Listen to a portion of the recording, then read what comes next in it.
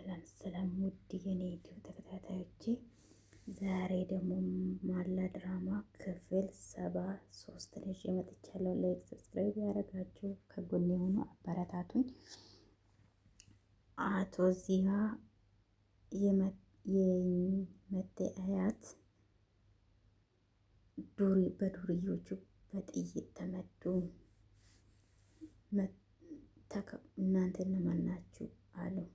እነሱም ዝም በሉ አሉና አቶ ዚያና የእንጅላ አያት ቆሞ እየተነጋገሩ ነበረና እነሱ 3-4 ዱርዮች መጡና አረጋ ኬፍ ሰላምታውን ልከውልሃል አሉና ሽጉጡን ወጥቶ አቶ ዚያ ላይ ተተኮሰበት፣ የመቴ አያት ላይ ማለት ነው።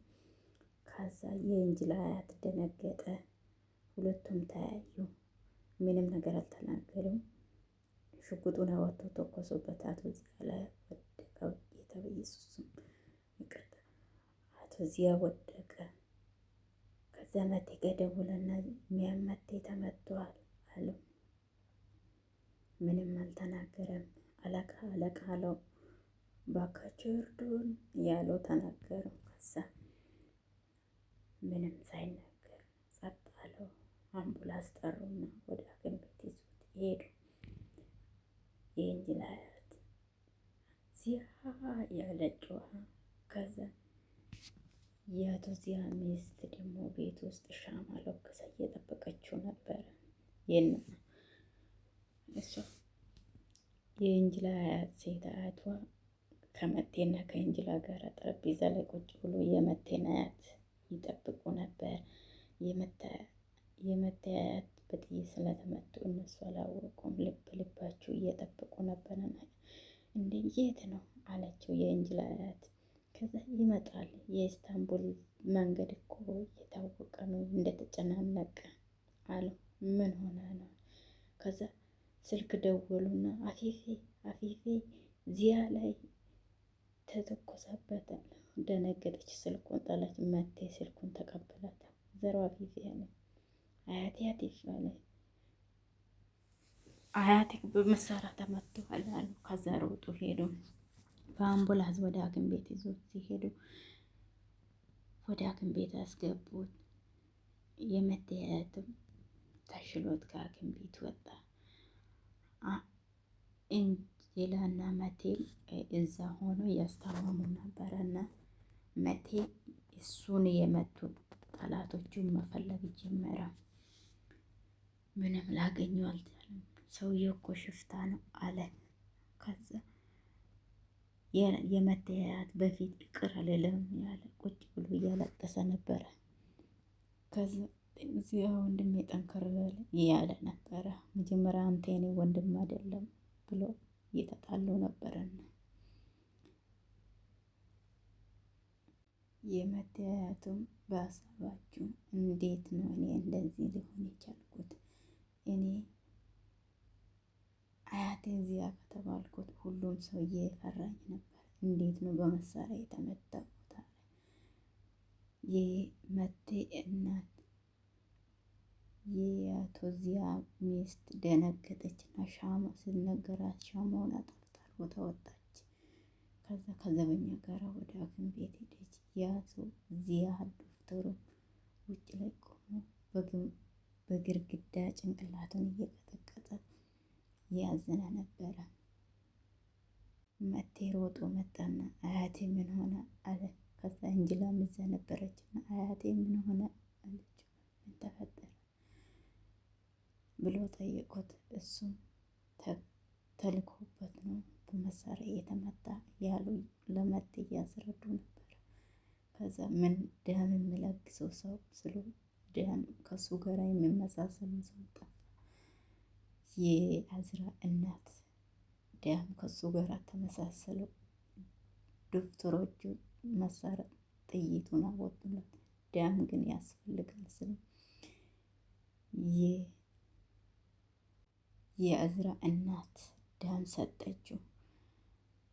የአቶ ዚያ ሚስት መጣችና ዚያ ምን ሆኖ ነው ያለች ያለቀሰች። እንጅላም ጥግ ይዞ የአቶ ዚያ ልጆች እንዳለ ተሰብስቦ መጡና አባዬስ አባዬስ አባዬስ እያሉ ከዛ ምንም አይሆንም ማደን ያለቀሱ ሁሉም ቁጭ ብሎ ከዛ ዶክተሮቹ ቀዶ ጥገና በሰላም ተጠናቋል አሉ። ሁሉም ደስ አለ። ጥይቱንም አወጥቶ ለነሱ አሳየው። ከዛ እንጅላም ቆማ ከአያትየው እጁ ላይ ደሙን እየጠረገች ነበርና የመቴ እናቱም እያለቀሰች ነበረ። ከዛ ሁሉም ባለፈው ሳምንት እንዳየ ነው መቴ መናገር የለባቸውም ስሉ እሱን አባታቸውም ጥሎ ወደ መቴ ሄዱ። የመቴ እናት ቁጭ ብሎ እየተነጋገሩ ወይኔ ልጄ አባቴ ባለፈው ለአንተ ብዬ እየተጣላሁት ይቅር ሳይልኝ ሊሄድ ነው አለችው። ከዛ ሚስቱ እንዴት እንደዚህ ትያለሽ? እዚያው እንዴት እኔን ጥሎ ይሄዳል ብላ ተናገረች። ከዛ አዝራም ለውጣ መጣችና አንተ ምንም አልሆንኩም አይደል አለ። እኔ ምንም አልሆንኩም ልጁ ምንም ይቅር ሳይለኝ ሄዳ ጥሎኝ ስትል የትም አይሄድም ማለት ከድሩም እዛ ነው አለ። ከአዝራም አለቀሰችው። ከድር እኔ ውድ በሹክሹክታ የኔ ፍቅር አታልቅሽ እባክሽን፣ ከአንቺ አይን እንባ እንዲወጣ አልፈለግም እኔ እያየሁ አለ። የእዝራ እናቱም አባቱን አቀፈችውና አባቴ እንዴት ነው አለችው። አይ ደህና ነው መሳሪያ ስለወጣለት አለው ተናገረ። ይመነኝ አንቺ ታውቃለሽ ከኛ በላይ አባቴሽን ምንም አይሆንም አለችና አቀፈቻት። ደግሞ ያስፈልገናል ስለ ዶክተሮች ሁሉም እኔ እሰጣለሁ መቴና የእዝራ እናት ደም ሊሰጡ ወደ ውስጥ ገቡ። ሁለቱም ደም ሰጠው እንደጨረሱ መጀመሪያ እሷ ጨርሳለች። ከዛ ደሙን ቀይሩላትና እንትኑ ሳረጉላት ሰውየው ነቁ። ከዛ ለምንድን ነው የምታፈጭብኝ? ዙርና ደምን ስጣለች። ከዛ እሷ ደግሞ ትመጫለች ብዬ መላሰብኩም በዛ ላይም ደግሞ አሁን ደም እየለገሽልን አለው። ለአንተ ሳይሆን ለአቶ ዚያ ነው ደም የምሰጠው አለችው። ከዛ መቴ እሺ ይቅርታ እናቴ እናቴ አትበለን አለችውና ተናገረችው። ይሄ የህይወት ጉዳይ ነው አለችው። እሱ ምንም አልተናገረም። ዶክተሮቹን ተሰብስቡ የልብ ግፊቱ ጨምረዋል፣ ቶሎ ማጠናቀቅ አለብን አሉ። ከዛ ሁሉም ተሰበሰቡና ዶክተር እንዴት ነው ዶክተር እንዴት ነው ስለ ገና ገብቼ ነው አይቼ የምናገራቸው እባካችሁ አለ። ከዛ የአቶ ዚያ ሚስት የልብ ምቱ ቆመዋል ብላ አለቀሰችው። ምን ሰምተሽ ነው አሉ። ከዛ ብሎ ጮች። ከዛ ሁሉም ተሰበሰቡ። ዶክተሩ ወጣ። ከዛ የልብ ምቱ ቆሞ ነበርና መልሰው እንትን አላልኩት። ከዛም በኋላ እንደ መንቃት ሆነ። አይ ጥሩ ሁኔታ ላይ ነው አሁን ከእንግዲህ በኋላ ደህና አለና ዶክተሩ ወጣ። እሱ በሀሳቡ ከዚህ በፊት የሞተ ወንድሙን በሀሳቡ በጣም ሆነ ፈክኝ ወንድሜ እያለ እየተናገረ በሀሳብ እያየ ነበረና ከዛ በሀሳቡ አሁን ጊዜው ደረሰ አይደል አለ። አይ ወንድሜ አሁን ጊዜ አይደለም አለ። አይ አቲፍ ሁሉንም ያንከባክባል፣ እኔ ደክሞኛል፣ እኔ ትንሽ ወንድም አለ። አይ ምንም አትሆንም። የእዝራ አያቱም አበባውን ይዞ ከዚህ በፊት የሞታ የእንጅላ አባት ጋር ሄደና ልጄ ከኔ ጋር ሳትተዋወቅ ስለይርግ ልጅነቴን ይቅር በለኝ ልጄ፣ ከአንተ ጋር ሳልተዋወቅ ስላመለጥከኝ ልጅ አለም። አባቱ መቃብር ጋም ጠጋ አለና ልጅነትን ስለነጠቅ እኔ ይቅር አልልም፣ ፈጣሪ ይቅር በለኝ አለው። ቤት ውስጥ እነመቴ ድንች ወጥ እየሰሩ አያቴ ከዚህ በፊት ሳምንት ሙሉ ድንች ወጥ እንዲበላ አድርጎኝ ነበረ። ጥፋት አጠፍቼ ያለ ከዛ እንጅላን ምን አጠፍቶት ነው አለው። መቴ እኮ ከዚህ በፊት እንደ ዳክዬ ሆኖ የኛን እያዝናናን ነበረ አለችው። ዳክዬ ሆነ ነበር አለችው። ከዛ እናትም ሳቀችበትና ልጄ እኮ እንኳን ዳክዬ ዝንጀሮ ሲሆን ያምርበታል አለችው። እነሱ ሁሉንም ማውራት ትፈልጋለህ፣ ሁሉንም እንዳውራ ትፈልጋለህ አለች አክስትየው። እንጅላም እየሳቀች ሁሉም ችሎታዬን ነው ይናቁኝ አለች። ከዛ በመሀል የአዝራ እናት መጣች። ምን የሚያስፈልጋችሁ ነገር አለ ስትልም አይ ምንም የለም ከዚህ በፊት መቴና የጠፋብንን ትዝ ይልሻል? እንጅላና መቴ የአቶ ዚያን መነጽር እየሰበሩ ጊዜ እሱን ነው እንዲህ ያለችው። ጥሩ ጊዜ ነበር። ሁሉም ጥሩ ቤተሰብ ነበር። ሁሉም ቤተሰብ እርስ በርስ ይጠባበቅ ነበር። አሁን ነው እንጂ እስከ ሞት እንጠባበቃለን ጉልተን አለው። ከዛ የመቴ ስልክ በመሀል ተደወለና መቴ ሮጦ ወጣ። መቴ ወደ ውጭ ወጣና አዝራ አቶ ዚያ ጣፋጭ ስለሚወዱ ጣፋጭ ገዝታ ወደ ቤት እየመጣች ነበር። እኔ ልጁን ጣፋጭ እወዳለሁ ብሎ ስለነገራት አሁን ጣፋጭ ገዝታ ወደ እነሱ ቤት እየሄደች ነው።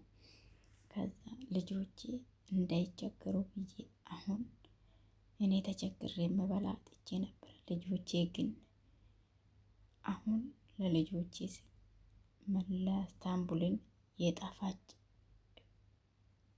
አረግ ነበር አለ። እሱም ስለሰማች አዝራም ጣፋጭ ገዝታ የሄደች ነበረ። ከድሩም እኔ ደብሮኛል ምግብ ጨምረንበት እንሂድ አለ። ከዛ ህይወት ኃላፊ ነው ያለች እየተናገረች ነበረ። ከዛ እሱስ ልክ ነሽ አለና እጇን አንስቶ እሷ ይዘን ነው የምንሄደው እዚሁ ነው በልተሽ የምጨርሺው አላት።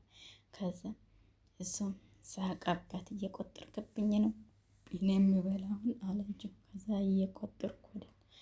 ከዛ እዚህ ሰፈር ውስጥ ያለን ሱቅ አስከፍተን መግዛት እንችላለን አለ። ሳቀችው። ምንድን ነው ነገሩ? ለእኔ ላይ ተስፋ ልትቆርጥ ነው እንዴ አለችው። እኔ አለሁ አንቺ ላይ ተስፋ ልቆርጥ አንቺ ላይማ በሞትም ተስፋ አልቆርጡም አለና ሳቀበት።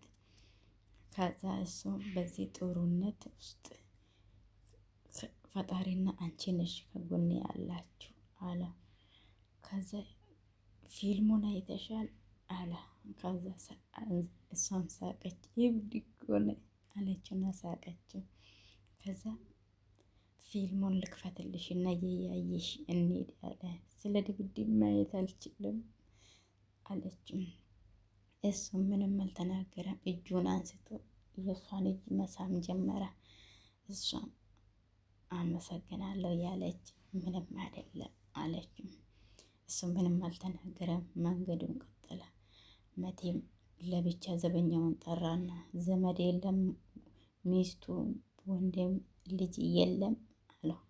ጊዜ ስጠኝና እፈልጋለሁ ተረጋጋ አለ።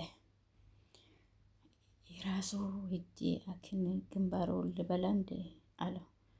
ዘመዱም የለም ወንድሙም የለኝም አለ። ከዛ በዚህ ሰዓት ምንም እንደማትበቀል አኪን ስትል ሰምቼዋለሁ አለች እንጅላ። ከዛ ምክንያቱም ስለማቀክ ነው የምከታተልክ አለችው። እሱ አኪን አላልኩም እኮ ስለሌላ ነገር ነው አለ። አትፍሪ አለውና ማንም ነገር ምንም አይደርስብኝም አለ። አዝራና ከድር ከውጭ ጣፋጭ ገዝቶ መጡ። መቴና እንጅላ ውጭ ቆመዋል። እሷ ገፈተረቻችሁ ገባች። ይህን